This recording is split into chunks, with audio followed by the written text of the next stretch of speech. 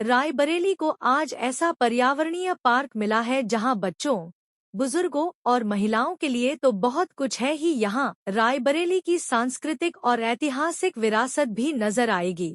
Park का नामकरण भी सिखों के आराध्य गुरु गोबिंद सिंह के नाम पर किया गया है।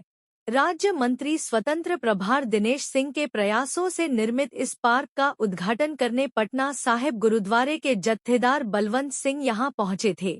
बलवंत सिंह ने पार्क का नामकरण गुरु गोबिंद सिंह के नाम पर किए जाने को लेकर राज्य मंत्री स्वतंत्र प्रभार को धन्यवाद ज्ञापित किया है। पार्क की सबसे बड़ी विशेषता यह है कि 3000 मीटर वॉकिंग ट्रैक के दोनों ओर जिले से जुड़े हर महापुरुष की प्रतिमा भी स्थापित की गई।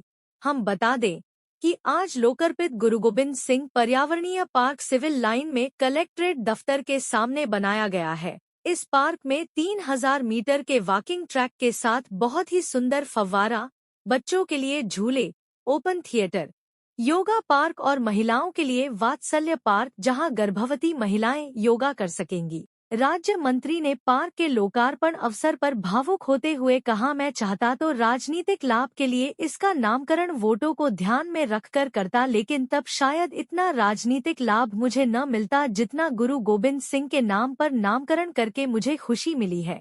इस पार्क के प्रवेश द्वार पर लगाया 100 फीट ऊंचा तिरंगा बरबस ही अपनी ओर आकर्षित करता है। मेरे लिए मेरे जीवन की सबसे बड़ी उपलब्धि कोई है तो देश के महान पुरुष के चरणों में श्रद्धा सुमन अर्पित करने के रूप में एक उद्यान का निर्माण करा पाना मेरे जैसे कृतज्ञ राष्ट्र के नागरिक के लिए बहुत बड़ी उपलब्धि है। मंत्री जी, इसके नामकरण में जो किया गया सभी लोग प्रसन्न है, ये विचार कैसे आया?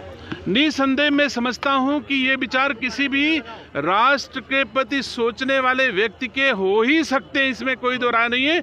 जिसने देश के लिए सबसे बड़ा बलिदान किया, सबसे बड़ा त्याग किया, उसके प्रति अगर कृतज्ञता ज्ञापन का अवसर किसी भी राष्ट्र के व्यक्ति को मिल जाए तो बड़ी बात होगी।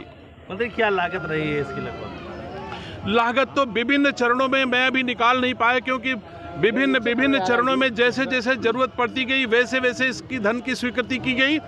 इतना जानता हूं कि इसके निर्माण के बाद भी 80 लाख रुपए अगले साल के अनुरक्षण के लिए भी मैंने इसी वर्ष इसका इंतजाम भी कर दिया है कि अगले वर्ष भी इसका इंतजाम बढ़िया होता रहे, अच्छा होता रहे, इसका भी इंतजाम कर दिया है। लागत के बारे में मैं थोड़ी देर बाद आपको बताऊंगा। पार्क का नाम गुरु गोबिंद सिंह पार्क रखा गया, इसका क्या खास महत्व है? इसका खास महत्व कि मैं बार बार कह रहा हूं कि अपनी तीन पीढ़ियां गुरु गोबिंद सिंह ने अपने पिताजी से कहा।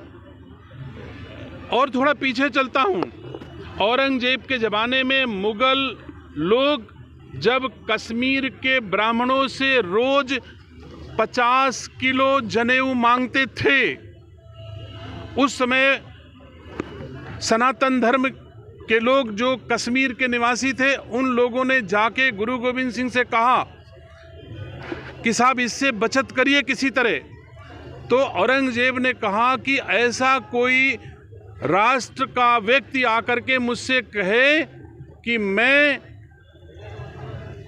किसी भी दशा में चाहे जान चली जाए मैं इस्लाम कबूल नहीं करूंगा। जान से ज़्यादा महत्व देश को दे, इस्लाम का न दे। तो गुरु गोबिंद सिंह ने अपने पिताजी से कहा, जब बहुत अल्पायु थी गुरु गोबिंद सिंह जी की, तो उन्होंने अपने पिताजी को दिल्ली भेज दिया कि जाओ आप ही कहो कि चाहे मेरा सर काट दिया जाए मैं इस्लाम कबूल नहीं करूंगा। तो गुरु तेग बहादुर जी गए, पहले उनके साथियों को जलते कड़ाहे में जला दिया गया, डाल दिया गया, फिर उसके बाद रुई में भिगो करके एक उनके साथी को जला दिया गया कि शायद अब दहल जाएं, इस्लाम स्वीकार कर लें। उसके बाद वो भी नहीं, उससे डिगे नहीं तो उनका धड़ अलग कर दिया गया। सम्मानित साथियों, उसके बाद सबको पता है कि उनके पुत्रों को दीवाल में जीवित चिनवा दिया गया था। अगर उनका इतिहास पढ़ो आप सब, हम जानते हैं, तो एक बार रोए खड़े हो जाते हैं। तो ऐसे महापुरुष के लिए अगर मैं कुछ कर पाया तो ये ईश्वर की बड़ी कृपा है, भारतीय जनता पार्टी की कृपा है, मोदी योगी की कृपा है, रायबरेली वासियों की कृपा है कि मैं ये उनके प्रति कृतज्ञता ज्ञापन का काम कर पाया।